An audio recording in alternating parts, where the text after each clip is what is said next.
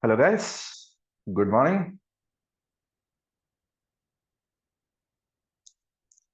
So today we are done with the Faint Client complete implementation and we need to start with Kafka integration. Okay. So today I don't want to have any session. I just wanted to have a Q&A and this is useful for your interviews also. Okay. So very much interesting. Okay.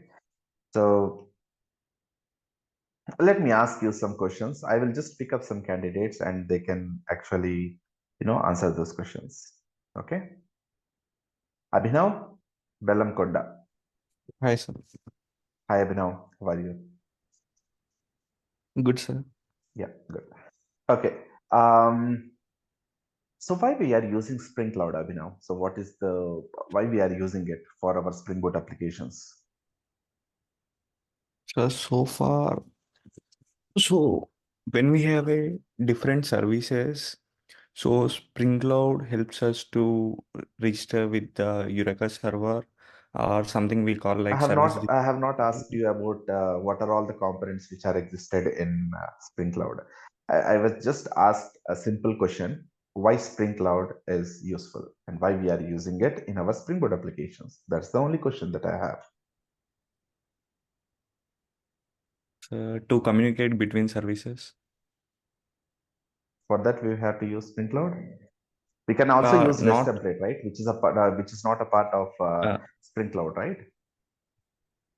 so What it is used for. that means not for exchanging the data, sir. Mhm. I think for to communicate with service names and to avoid the lot of You are port saying in numbers. terms of API gateways, Eureka server, and all these kind of things, but you have not told me anything about Spring Cloud. Yeah, actually, I don't have that much idea on exactly Okay. what.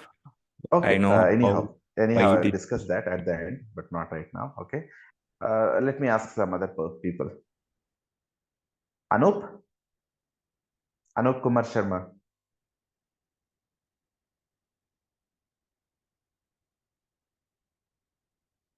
Basavaraj.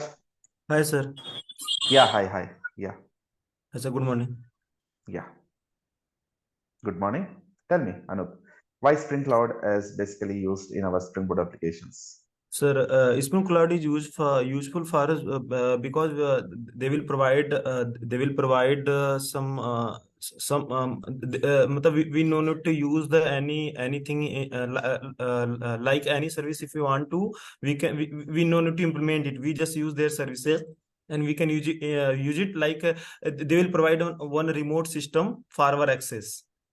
Suppose if you want to any deployment, he will provide our remote location. From there we can access their services and we can use our deployment like Kafka and all these things stuff, sir. What Apache deployment? Kafka What and you are talking? Anup, where you are going? I just asked a very simple question. What is Spring Cloud? And you are talking about remote system deployment. What are these terms, Anup? Huh? sir, basically means I meant to say like Spring Cloud is useful for us.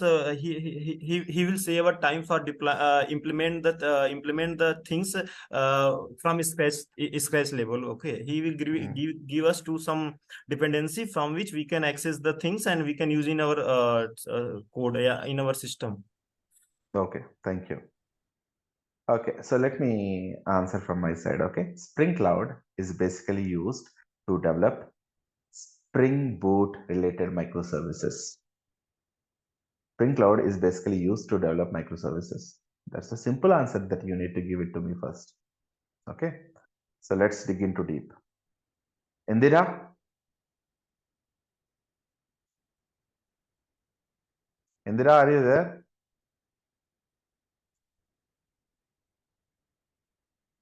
Yeah, hi sir. Yeah, hi Indira. So, can you just tell me about what is a service registry and why do we need it? Uh, General, it is meant for registering. Only for registration? Yeah, Okay, what sir. do you want with, what do you do with registration, with service registry? What are the benefits that we are going to get? Oh, yeah, actually, I don't have that much idea, sir. But we have already discussed these points, right, Indira, in our Yes, daily yes. sessions? Yeah. Okay, so what is Eureka Server, first of all? So Eureka Server, as you know, that you have said about the registration of the services, but why we are actually doing the registrations? Is there any specific purpose? Uh, it's a kind of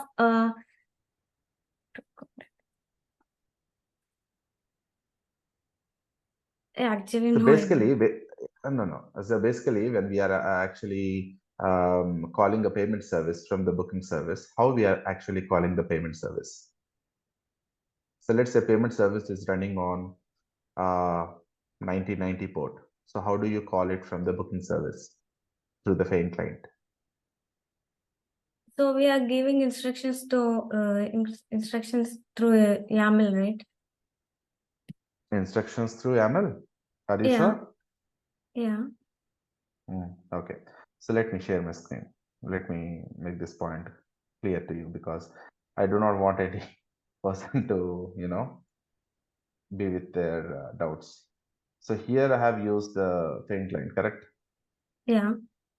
So how do I have to call this payment service if there is no Eureka server? Right? Okay. No. Is this right or not? If there is no Eureka server, how we are going to call a service? Payment service from the booking service. This is a booking service, right? Yes. Yeah. So how we are going to call the payment service? Like this, right? Yes, sir. Okay. So let's go to the payment service.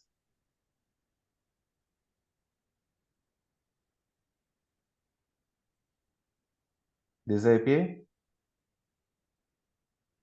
Yeah. And this is a post mapping, correct? Yes. Then, so Yes, sir. now if Eureka server is there, do we have to do this, or we can just keep it like this?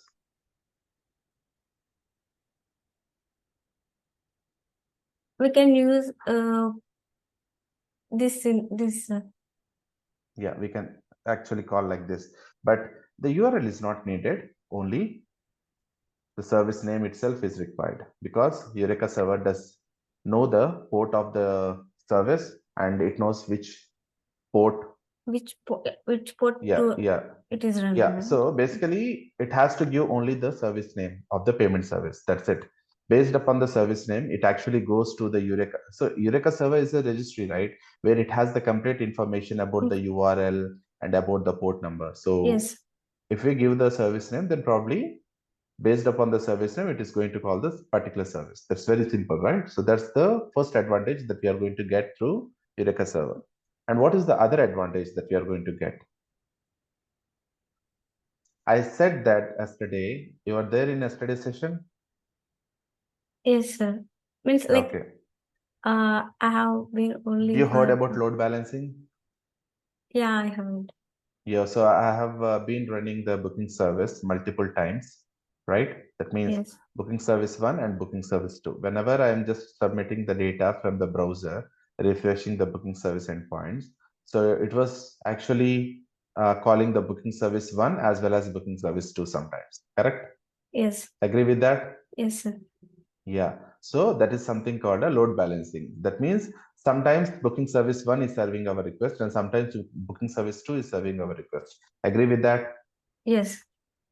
So Eureka server behind the scenes, it does the load balancing also for us, for the services who are registered with the Eureka server. Got it?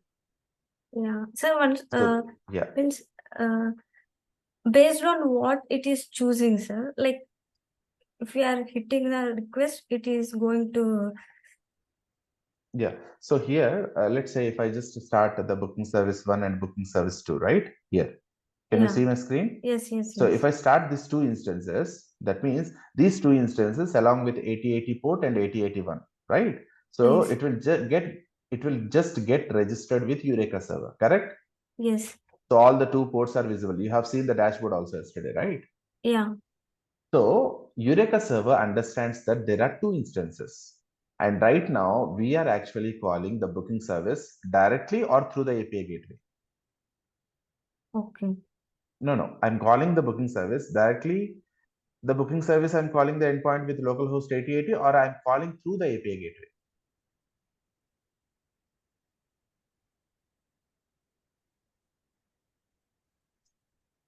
That means you have not followed anything, right? So if I just go to the source my resources, what is the port of this? 8761.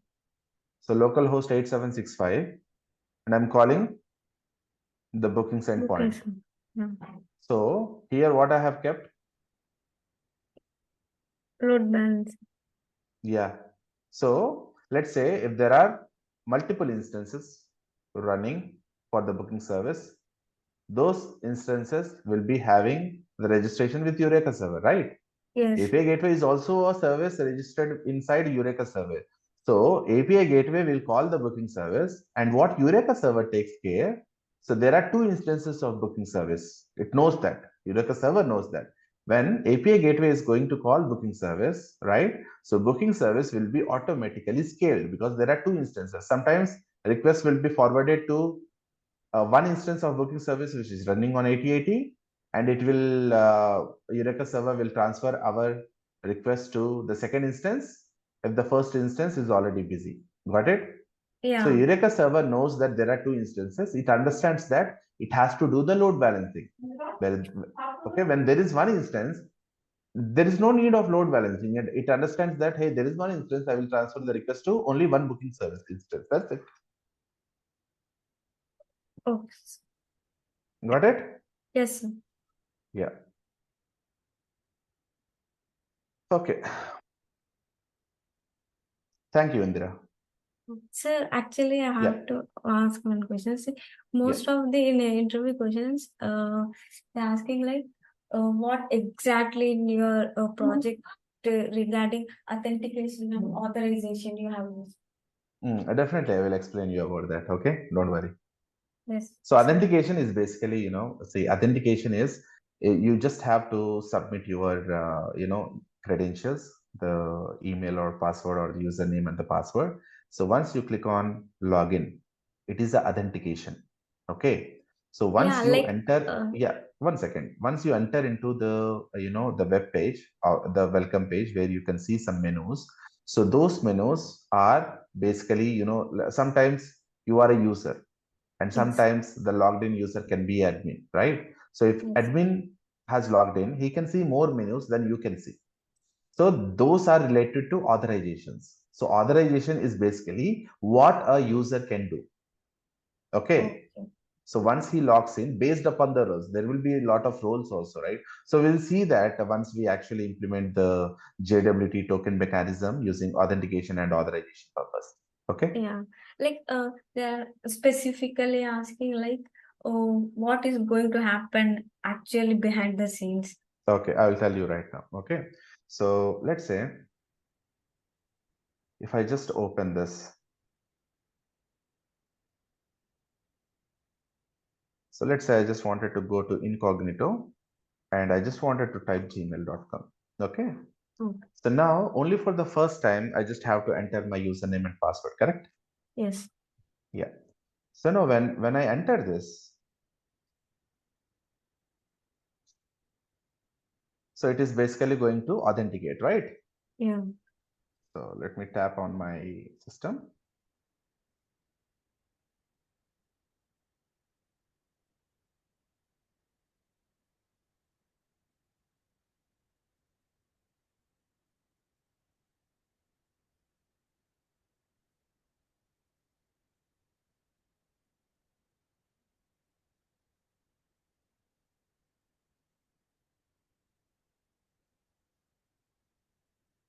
I think the network is too low because I'm in office actually. 1 second.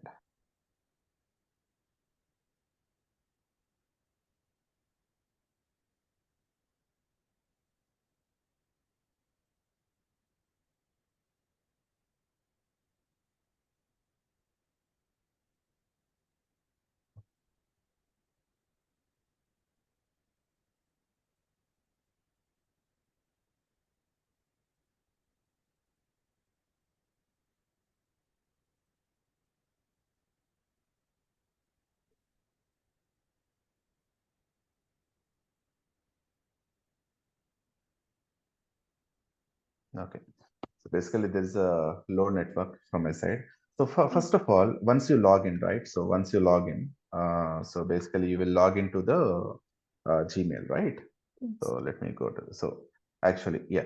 So now if I just log into this, I can just go inside this so many applications. So this is this is one service. Search engine is one service. Maps is one service. YouTube is one service. Gmail is one service. News, chat, drive, photos, everything, right? Each and Yes. every is a separate microservice. Now, once I log in, right? So do I have to authenticate over here as well? No need because we have No already. need. Yeah. We have already logged in, but Yeah. what do you think that the, let's say if I just wanted to click on the drive or the calendar or the Excel sheets or whatever it is, let's say I just wanted to go to the drive, but here I don't have to log in, but how the mechanism is happening behind the scenes. So here, when I just log in initially, right, with the Yes. credentials, it actually generates one token. Okay, so that Okay. token will be subsequently used for other microservices also, because this is a part of microservices, right? So Gmail is one service, News Yes. is one service, Meet is one service, Drive is one service, Contacts, Chart, everything is a service. Now for all these services, there is a single entry point through the API gateway. Okay, so in the API gateway, what it actually says, once you logged in, the token will be shared for all the respective services. You don't have to log in again. So Okay. basically, we are actually generating a token, and that token is being used for all the respective services, because that token itself has the authentication credentials. That's it. Yes.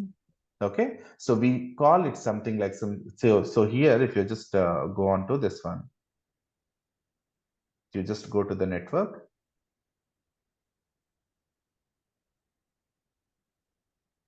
If I just refresh this, there are so many things coming up. So let me go to the start.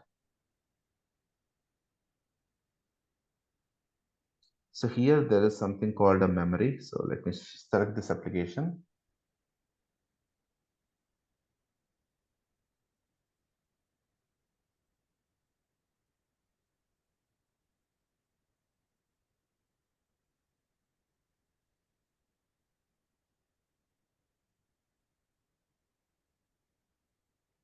Can you see this? There are some keys.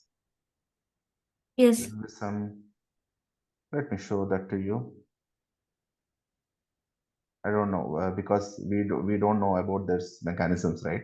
What keys they are using it. So let me Yes. show that to you. Maybe. Yeah, see here. These are the cookies that they are using, a lot of cookies. So these cookies are actually encrypted things. Okay. So based upon these cookies, there can be some, I think there is something called SSID. So basically, these are some keys which are encrypted, which will have the user related information. So this is how they are actually using cookies in the background in order to authenticate again. So user don't have to authenticate again. For the He's other going to service. select any other things. Okay. So basically cookies is one best place where they can actually keep the tokens. And also they can also keep the tokens over here in the local storage or the session storage, but that is not a best practice. We always have to send the cookies. Okay. So that's the total idea. Okay. Yes. But we will see that anyhow. Okay. In depth. Okay, thank you, Indra. So my next question, right? So my next question is for Suresh. Hey, Suresh. Hi. Hi. Yeah, hi, Suresh. So I have some typical question for you. Okay. Yeah, sure. Okay. So let's say right now, I said that booking service is actually getting load balanced, right? to the, so Mhm. right now, if I just call the booking service directly, load balancing will never happen because I have to call localhost 8080 or localhost 8081 in order to trigger booking service, correct? So I cannot do the Yeah. load balancing over there, right? So that's the reason we are actually using API gateway to do the load balancing for all the respective services. So when I call the API gateway on 8765, it is actually going to do the load balancing for the booking service if there are multiple instances are running, right? Yeah. To the Eureka server. So now, who will do the load balancing for API gateway? That's my question. Yeah. Eureka server will do the load balancing. But there is only one instance, right?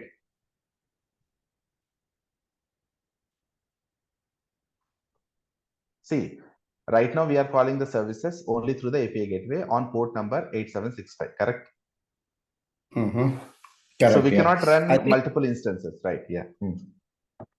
you added a certain, I don't remember, circuit. You added certain dependencies, right? That will Circuit breaker that is different. That is a fallback mechanism. Leave about it. But More basically, I was aggressive. just concentrating on. So when we are actually, seeing the API gateway, since we are hitting, let's say there are 1 million users hitting the API gateway continuously, what will happen? Is it going to load balance the API gateway instance, or how it is going to scale the number of instances? Do you know the reason for that? How it is going to do the load balancing and scalability also?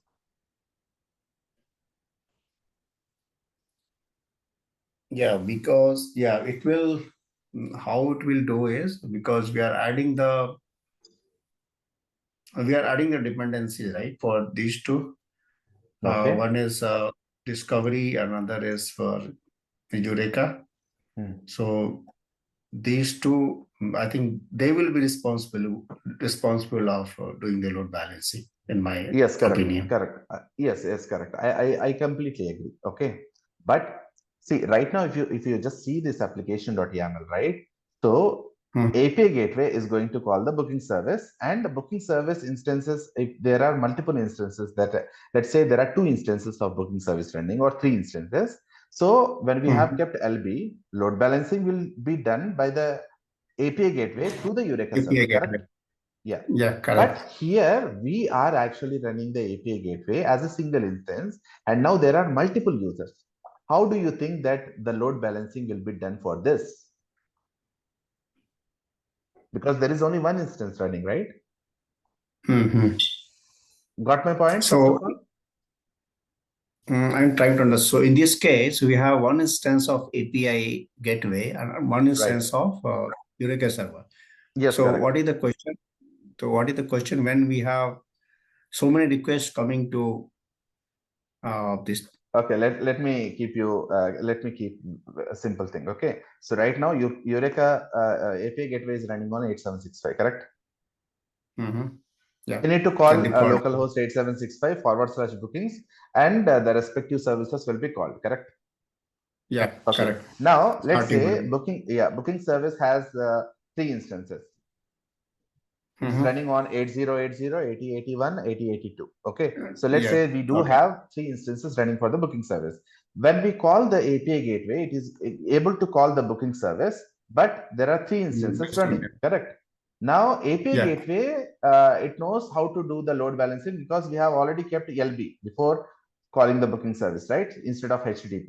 So it will understand that if there are 3 instances are running, let's say 10 requests are coming. So out of 10 requests, 3 requests will be handled by one instance, and 3 requests will be handled by one instance, and 4 requests will be handled by another instance, correct? So this is how the load is getting balanced because there are 3 instances. But my question is, yes, now 3 instances are running. But now what happens is, who will do the load balancing for API gateway? That is my question, because there is only one single instance which is running on port 8765, correct? There is only one instance of API gateway. Now, when I call API gateway, let's say there are 10 users hitting the API gateway continuously. Booking service has a load balancing. I agree, but who will do the load balancing for API gateway? You got my question right now? I understand. Same thing. You simulate that by hitting so many times. and you Yes. showed how it is Yes, correct. distributed. But do we have to really do that? Okay, No, let we me don't have to answer. do. Yeah, I think yeah. that first question you asked, right? So the answer lies with that. Okay, so let me tell you the solution for this. Okay, so API gateway is starting on Tomcat server or any other server? Netty server. Yeah. So do you know about Netty server? Any idea on that? Yeah, yesterday you said it handles unlimited request in Yes, parallel. correct. So why it is handling a lot of requests? Any reason for that? No idea? Yeah, because Tomcat has limitation of handling only 200 requests, right? But And it that is happens handling a because of lot of requests. How it is going to do that? So let me tell you the simple load mechanism. balancing. Yeah, No, load no. balancing. Let me tell you the solution. Okay. So here the solution is whenever you are working on Netty server or whenever the applications are running on Netty server, what happens is Netty server is actually built on top of Java NIO. So there is a Java NIO package API. That means it was actually built on non-blocking API of Java platform. So if you see that there is Java NIO. NIO means it's a non-blocking IO operations. Okay. So there is a Java NIO API, which is already available with the standard edition of Java. So there we do have Java non-blocking API. So on top of that non-blocking API, this Netty server was built. And Netty server is just going to respond very quickly. It can handle n number of loads. It can actually respond very quickly because it actually responds to the request in a low latency. And even, do you know latency term? delay, like Yeah, so basically whenever we actually submit a request from one service to another service, there is some latency, that is it is related to network. Okay, so let's say if the service is going to respond quickly, that means the network is very much good. Okay, so even Netty server, what it actually does, it will actually take the request and respond very quickly, because basically it will not wait for the request or the response. See, once it actually submits the request, it doesn't wait for the response. It actually responds to the user very quickly so that the backend operation can do whatever the task that it has to do. It will just do it and it will just succeed with that. Okay. So here, why Netty is so much fast? Because it was built on top of Java non-blocking IO API, and it can handle n number of loads, and it is basically used for high performance load testing scenarios also, where it can handle n number of load, but it is actually based upon, now let's say right now the Netty server is running on my machine. On my machine there are, if you just see my task manager, there is something called performance, right? If I just go to this, so right now my system has 4 cores and 8 logical processors. So based upon this, it can handle the load. Can you see this? Yeah. So if let's say right now 1 million requests, my system can handle. But if there are 2 million requests coming in, then probably we need to increase the cores as well as we need to increase the logical processors.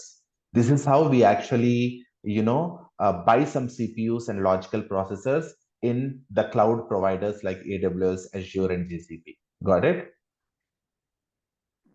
But how many can handle in parallel? Like, so how will be, is there a way to measure, or no, it is CPU based will upon the take care of that? CPU. Yeah, based upon the CPU.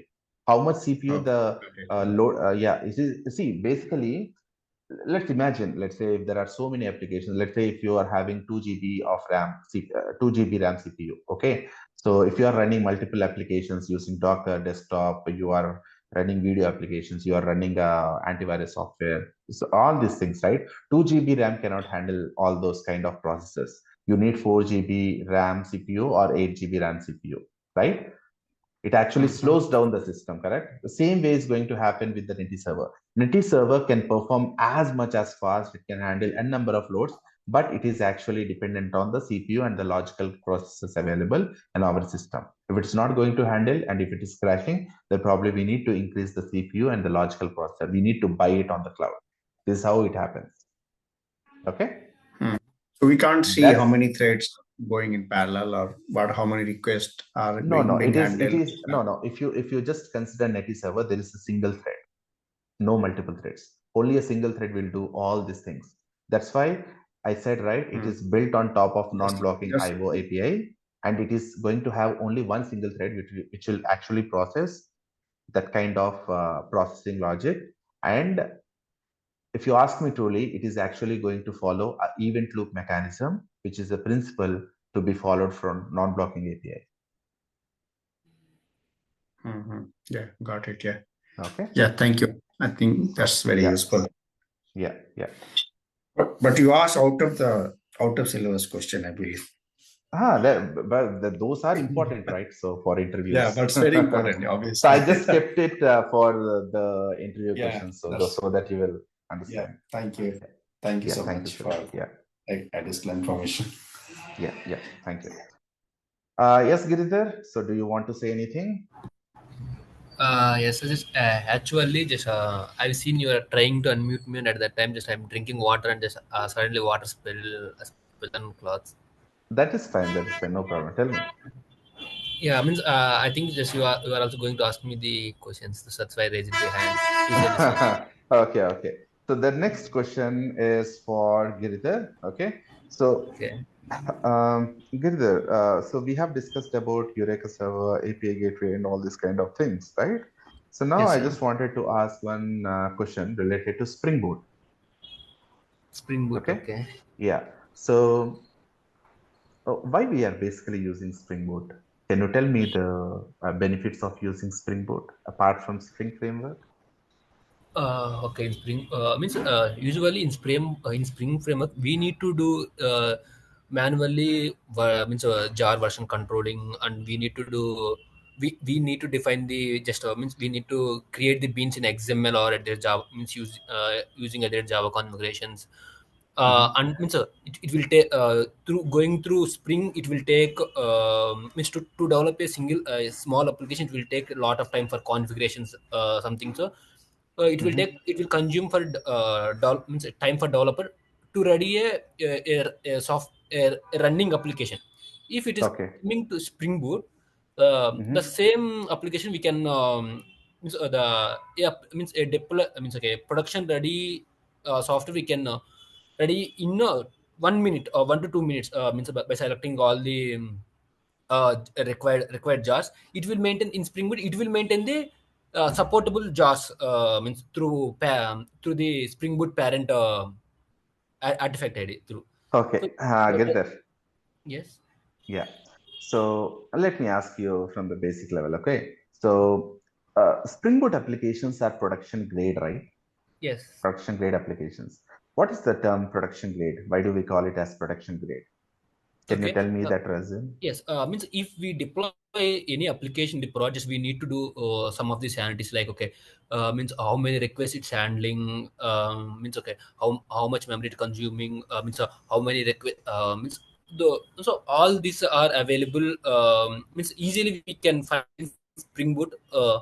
I think just I forgotten the URL for that one. Just like a Swagger, we have one more.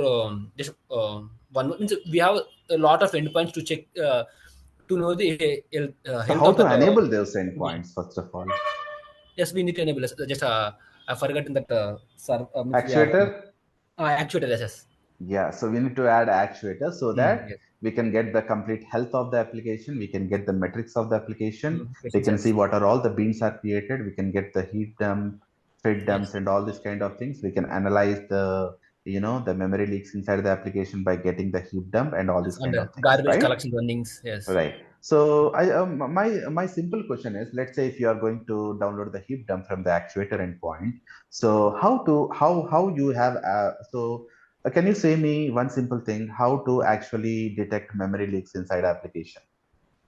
Memory leaks, okay. So let's say you have developed a Spring Boot application, okay? That Spring Boot application, somewhere in some class, there is a lot of memory leaks happening. So how do you analyze that? How do you troubleshoot it and fix it from your side as a developer? Means as of my now means I have only one small idea. Means if any means okay, if that process is not means continuously running, continuously just running, means if any object means if we created an object means if we No, no, no, created no, one no, no. I'm not asking about the, garbage, the memory leak functionality. I was just asking about you how how can to we? fix that, how to visualize that memory leak, visualize it. Okay. I'm not sure, sir, on this one. Okay, so do you know about any memory leaks tools to visually analyze? No, sir, no, sir, not sure. Memory Okay, leak. so do you know about the basic JVisual VM, which is available inside the JDK? Any idea No, on that? no, sir. Okay. So, do you know about memory analyzers? Mm, Memory analyzers, Okay, memory, because I have how not much said memory that, it's you consuming. basically don't know about it, but definitely we will just go through that once the time comes. Okay, so there are some memory analyzer tools available in the market right now. We can actually use I think JVisual we have VM. App Dynamics for that one. No, App different. Dynamics. That is just to show statistics and all these kind of things, right? So that is a different kind of scenario. But here we do have some tools. Even in Eclipse, we do have a memory analyzer tool, and we do, and even in IntelliJ, we do have a memory analyzer tool. Okay, Okay, okay, so yeah, so we can actually visualize the memory leaks through the these memory visual analyzers. Okay. okay, okay. I still haven't gone through these things. Okay, okay. Yeah, no problem. We'll just go through that. Okay, sir. Yeah, thank you. Thank you, Gurudev. Yeah. Akash.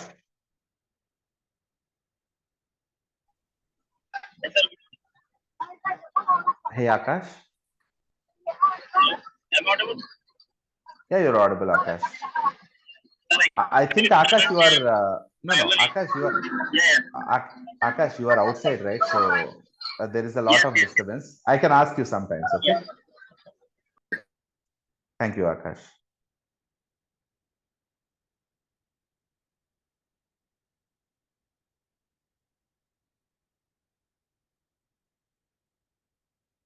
Neha?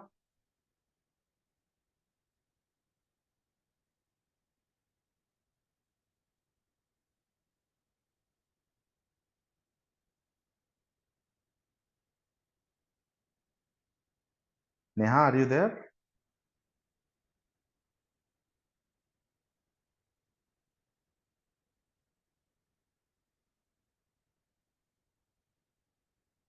Okay.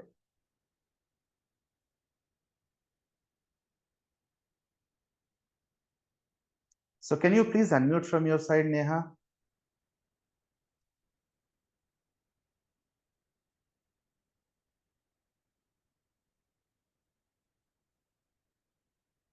Are unable to unmute or how it is like? Can you please respond so that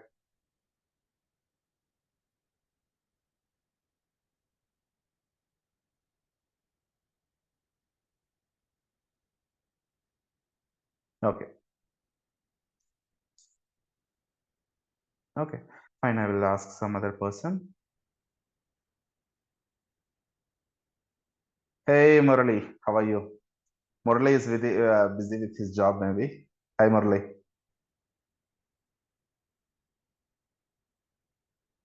Murali, are you there? Okay. What happened, guys?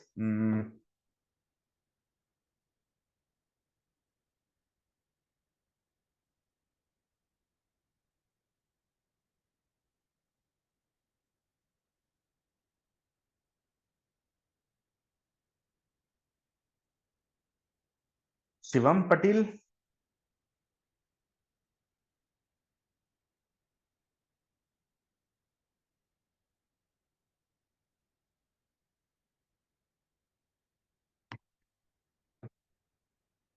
Okay. Shivam Patil, are you there? What happened, man? Hmm? Okay, let me select Abhinav Belongonda again. Hi, sir. Yeah, hi Abhinav. So can you tell me about the transactional annotation, why we have to use and which scenarios we can use it at the rate transactional? Yeah, sir, sure. So coming to the database, when we are saving a data, sir, but in case something happens, we need to do this rollback thing. And also when we are using this like this dot repository save of one entity, so initially if we want to do something, so initially we want to set it to pending.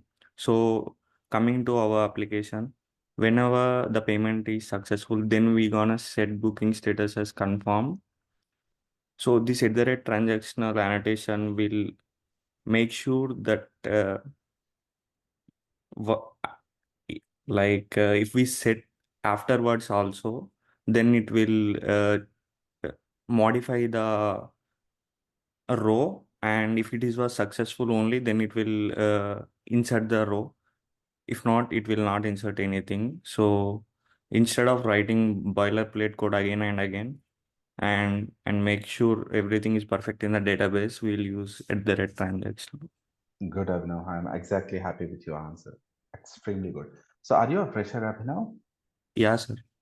Okay. Good, man. Keep it up. So I think you are really doing good. Thanks for your answer. I think pretty much you have covered everything. Okay. Yes. Thank you, Abhinav. Anup Kumar Sharma.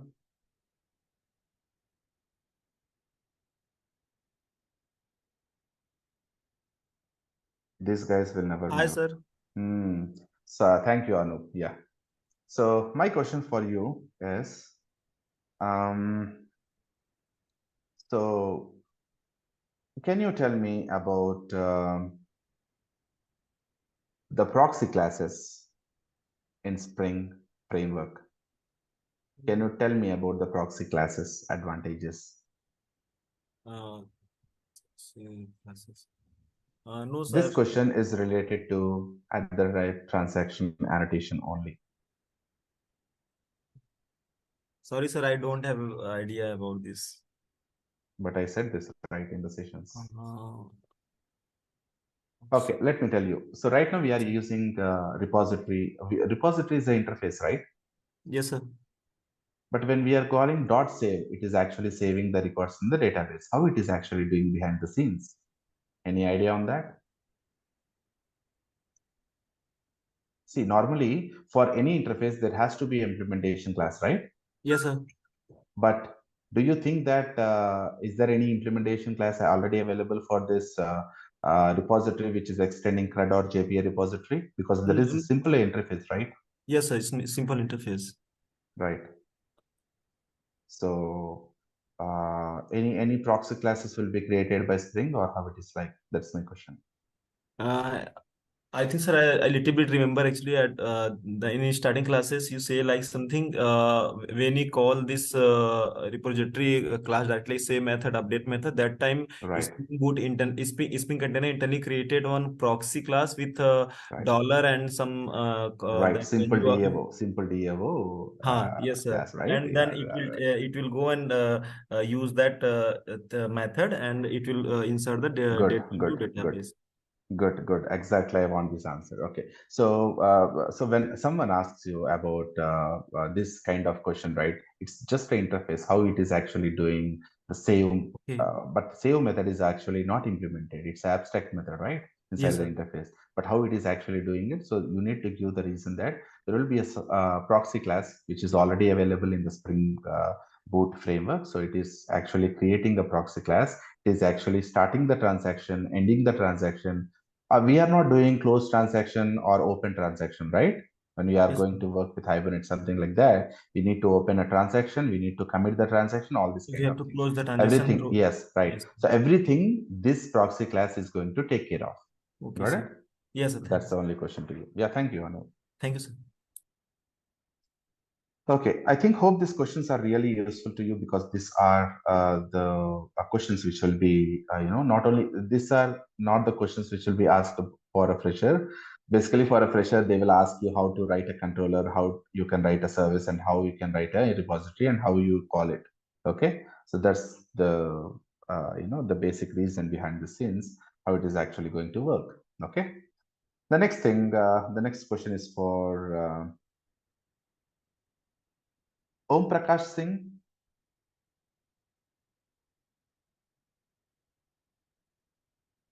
Yeah, hi, sir. Yeah. So Prakash, the same question again in terms of Feign client. So right now, Feign client is just annotated with @Feign client, and it is an interface, right? Correct? Yes, yes. Yeah, but how it is actually calling the payment service directly? Any reason for that? Sir, we are providing this URL now. So, So we are not providing a URL, we are providing only the name of the service, correct? We don't yes, have to yes. provide the URL if there is a Because Eureka of this server. Eureka server, sir, Right, right. we are using Eureka, so that's why we are not providing URL. Okay, so right now, Feign client, that means payment service broker is just an interface, right? Yeah. So then how it is calling the payment service directly through the interface? Because interface does not have any body, right? How it is doing again over here? Can you see the screen? Yes, yes, yes. Yeah, so how it is calling it? Can you repeat, sir, again question? See, basically I'm asking, this is the interface, right? Yes, yes. How it is calling this process payment of the payment service controller class? That's my question. Sir, this post mapping we have annotated. Again, the same answer for you, okay? So Feign client is an interface basically, but behind the scenes, it actually creates a proxy class, which is a Feign proxy. Got it? So it actually creates a Feign proxy class where it is going to have the call to the post mapping of the payment service. This is also going to create a proxy class behind the scenes by Spring Cloud. Got it? Yeah, yes, sir. Yeah. That's the only question to you. Okay. So Abhinav, do you have any questions on this? Yeah, thank you, Om Prakash. Yeah, sir. Sir, actually, I have this question from long back.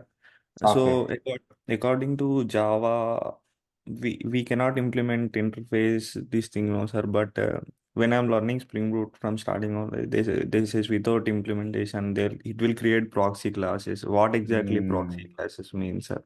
Yeah, see, proxy classes. See, right now we are. So, have you worked on JPA? Okay, let me go through this article first. So, JPA is simple. For example.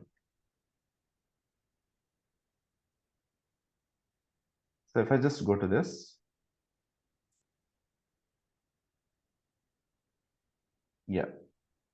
So if I just go to this, so you have actually created same things, but if you see the logic over here, so here you are actually creating entity manager. So do you know, anyone knows about entity manager? So entity manager is basically an interface which is used to communicate with our backend database.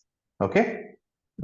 And this entity manager is used for getting a transaction, beginning the transaction, and ending or closing the transactions and completing the transactions. So all these steps are getting performed through the proxy classes. Only this thing we are going to do from our side. Okay. All the above 3 steps and below 2 steps are getting performed through the proxy classes.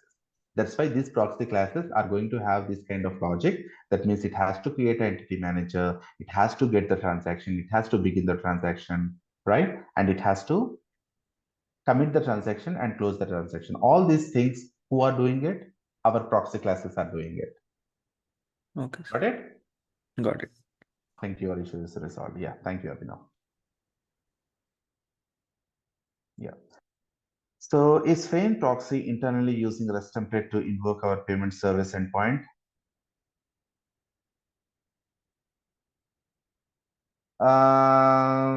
Akash, you just answered me. I was about to ask this one, Akash. So, so you explore it and tell me. Okay, I was about to ask this. You asked the same question again. Good, Akash. But explore it and tell me. Okay. Yeah.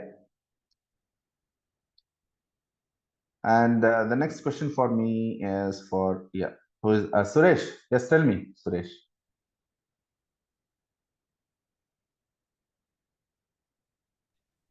Just now you're explaining about the proxy class, right? So Yes, it calls right. entity manager and all the this boilerplate code or whatever we say. So these Yeah, things this we is are not. all these So, things are boilerplate code. So it actually generates behind the hood inside the proxy class itself. so like, can we see which proxy class is being called and I all have already those showed things? it to you, right? Let me show that to you first of all, okay? I remember JPA repository. You just went to the definition and you showed the implemented No, class. there is a simple, Because here, no, 1 second, simple DAO. I think that is simple JPA. Yeah, simple JPA repository, right? So this is a class. Okay, this extends JPA repository implementation and this extends JPA. Okay, so now if you just go back, so here you can see there is an entity manager. Got it? Oh, So this okay. is the proxy class which will be created. And if you see here, there is the entity manager. So this entity manager is getting created over here. See here. Okay, so the These same things approach are yeah, the client. same things are yeah, exactly. I was thinking Okay. something different. Okay. So this simple JPA repository is already available as a part of this, the Spring Framework data package itself. So this is actually getting created as a proxy class for the thread repository or the JPA repository for our interfaces. Okay. So, and it actually starts the entity manager, commits the transactions behind the scenes, open the transactions, everything behind the scenes. So in the other example, we'll be like extending this repository, but in Fen here, right? In Fen client, we are not extending this, correct? We are not extending it. Okay, so we are actually using a Fen client, right? Over here. Okay, so this is a Fen client annotation. So if you see, there is something called, so let me type that one. So there is something called Fen client auto. See, for each and every dependency, there is a auto configuration. Okay, so let me type this Fen auto configuration. Can you see this Fen auto configuration class? Yes. Yeah. So these are the Fen client properties where we are going to have some default properties. And this is the Fen auto configuration class. And this actually, there is a @condition on, there is a @Fen. Can you see this? So this is a @Fen, which is actually using this Fen auto configuration. Behind the scenes, it actually does a lot of things behind the scenes. Okay, we'll not be doing that. So for each, even for, since we have enabled the Spring Boot started data JPA, right? So there is something called Hibernate JPA auto configuration class, right? So here, if you can see that there is the local, let me open this local container entity manager. So not this, 1 second. Yeah, data source auto configuration. Here you can see the data source properties. We do have something called spring.data source dot driver class name, URL, username, and password, right? And here there is something called initialized data source. So here basically it is going to build a data source and it is going to determine the username, password, and it is going to return the data source. And if you see here, even if you are not going to provide a database driver class name, then probably, can you see this? Basically, it is going to see whether the driver class name is provided or not. If we have not provided the driver class name, it will not enter into this if condition. It is just going to consider its driver class name as null. But from this database driver, it is going to get based upon the database name. That means when we are going to give, if you just see that inside a source main resources, we have actually given JDBC : MySQL, correct? So here, whatever comes after JDBC : that is by default, it is a database name. Okay. So now what it is going to do internally, if you just see this database driver from JDBC URL, they're actually splitting this JDBC over here using substring. So once they actually split it, they'll get this MySQL database as the next property, this one. So from this MySQL, they are just going to pass that to this database driver. If you just see this database driver, they're just going to pass the MySQL to this and they are going to get the driver class name. This is how it actually determines. Got it? So everything will Mhm. be done internally. We don't have to write a boilerplate code using Spring Boot. Okay. And another simple question which I have is like, I remember in the beginning, right? You were talking about how the normal program can be converted to Spring, and then again, that can be converted into Spring Boot, right? So you gave an example where, if I recall correctly, some notification client, you gave some example, Right, and exactly. Yeah. you have email notification and SMS notification. So Right. they're like, so when we call some API transactions, the client side, whatever, yeah. Right. So when we call this object, so because we are calling internally, it's calling the interface of, and we are creating object of interface, which is not possible. So ultimately, you have to use some setter. You have to call the setter, right, to set Yes, the right, value of the exactly. Where we are going to set the implementation classes which you have already developed. So that's how it is object. getting called. So, yeah, and so can we also call something like, can we also use constructor instead of setter method in the main class in the Yeah, API see, itself? we are actually using @autovide, or we are using setters, right? So there we can also use constructor injection. Okay. Directly, you So don't have to we, use @autovide. Yeah, tell me. no, I just wanted to understand how this constructor injection works. Yeah, I see don't have here. much idea. Okay, so here, if you just go to this booking API, right? So right now, how many autovide annotations are there? So here you can basically, okay, and basically you can actually keep this as a booking API,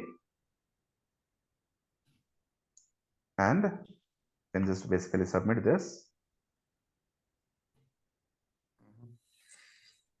and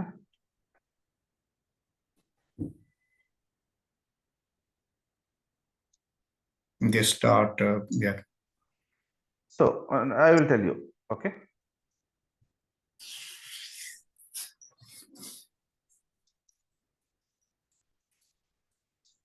Okay, so here, basically when we are actually doing this, so in the previous versions of Spring, right, we used to use @autovide on top of this.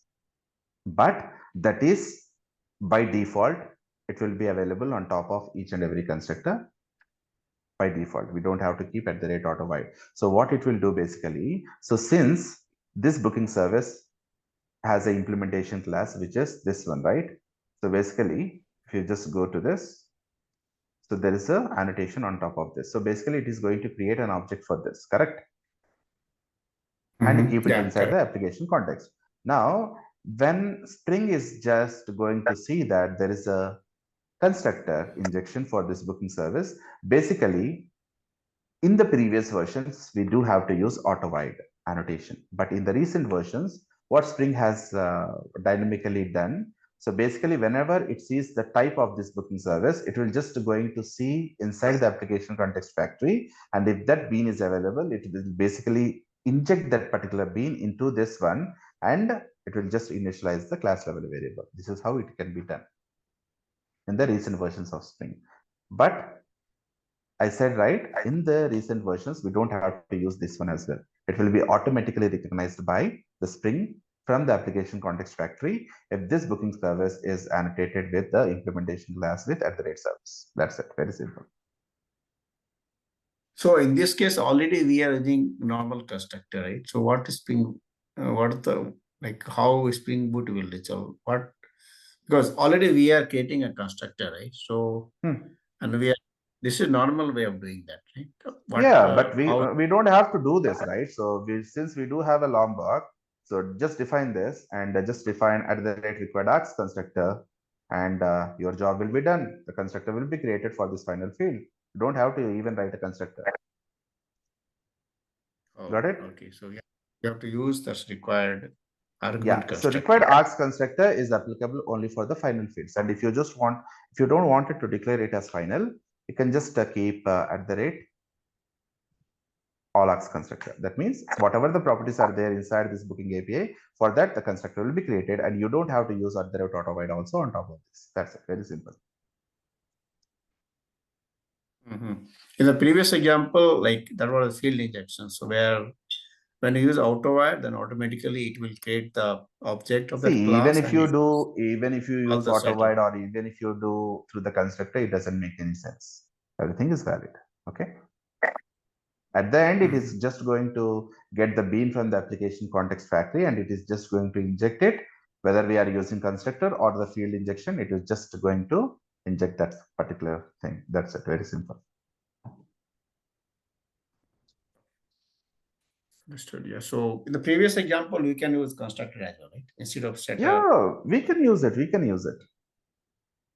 So there, how will you use constructor? You have to use this all our constructor or some different way you have to use. You can use whatever the constructor that you want. The basic, if you see the basic thing for if you don't keep it, you have to generate a constructor because all our constructor is basically going to generate a constructor, right? If you don't keep it, then you have to write it manually. But we don't write it; we use it through Lombok only. Got it? So better to use AutoWire then. Why to have so big constructor? Right? Yeah, anything is That fine. case. AutoWire will also work. Constructor will also work. Let me tell you the specific reason for that. Okay. So if there are 10 different fields, properties inside the booking API, which are dependents, right? So we need to declare some fields as final so that only those fields has to be constructor injected. So if we have that particular scenario, then you can just use @required args and make the fields final, whatever the fields that you just wanted to do a constructor injection. That's it, very simple. Okay, got it. But no matter whether you do it using AutoWide or through constructor, both are going to do the same way. Yeah, got it. Yeah. Thank you. Yeah, thanks. Okay, that's a very nice question by Suresh because constructor injection was not covered from my side. Okay, so thank you, Suresh, for that. Yeah, thank you so much. Okay, so I think the next questions are basically so Basavaraj, are you there? Are you there, Basavaraj?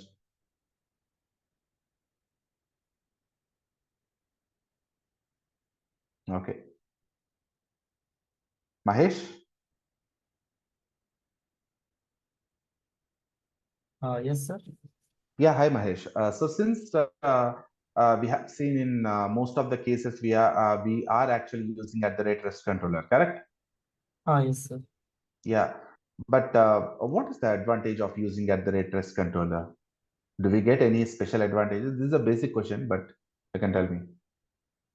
REST controller, we can send status code, and we don't need to do some additional lines of code. So what do you mean by that? And it will convert response in XML and JSON format. Okay. So I can simply use @controller, right? Why I'm using @REST controller then? Any specific reason for that? Whenever we use @controller, we need to convert that object marshalling and unmarshalling of that. Correct. I completely agree with that. Okay. So what do you have to status add? code, and we cannot submit the status code to the HTML page. Okay. So see, there are 3 different combinations, right? If I use @controller and @response body, I can send only the body. I cannot send the status, correct? Yes. If you have to, let's say if I have @controller and if I just wanted to return response entry along with body and status code, will that work or not?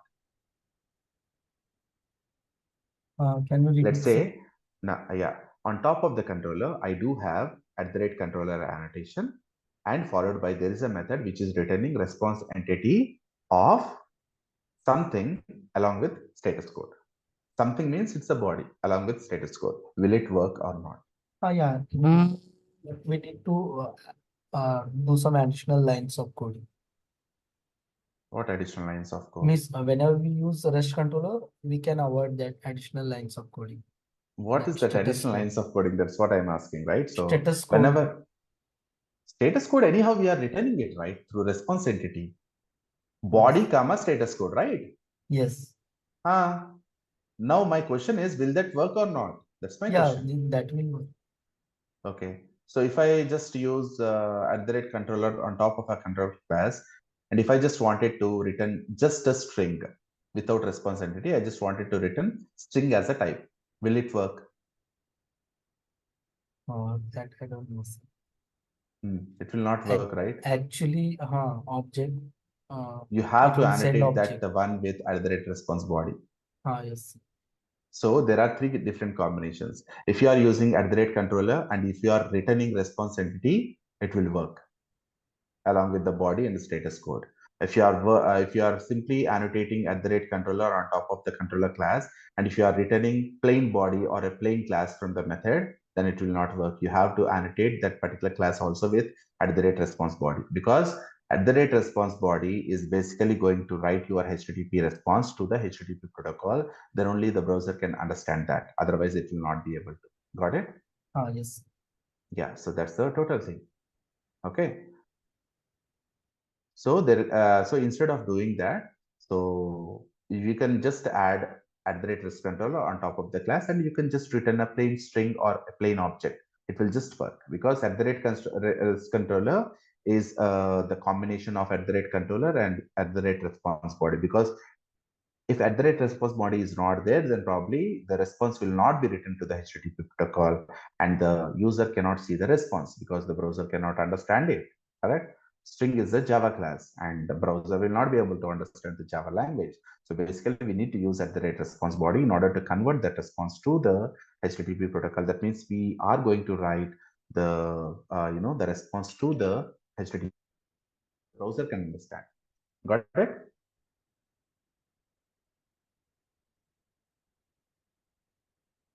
Okay. So I think that's the only thing that I do have from my side. Okay, so tomorrow we'll just continue with our Kafka integration. Most probably I'm not available tomorrow. So tomorrow I just have some other work. So, so I'm just going for a movie tomorrow. Okay, so exactly at 7 a.m. So for Salar, so I'm just I'm just a movie lover.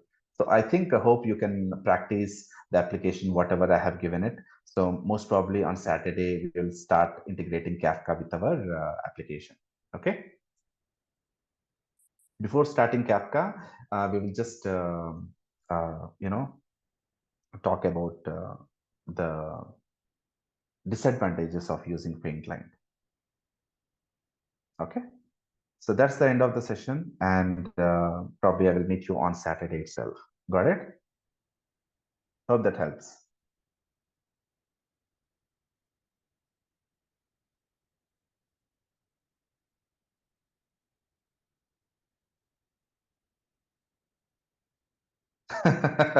Okay, Akash, I got it. Yeah. So that's all for today, and I will meet you on Saturday only. Okay. Thank you. Thank you, everyone, and have a great day. Bye.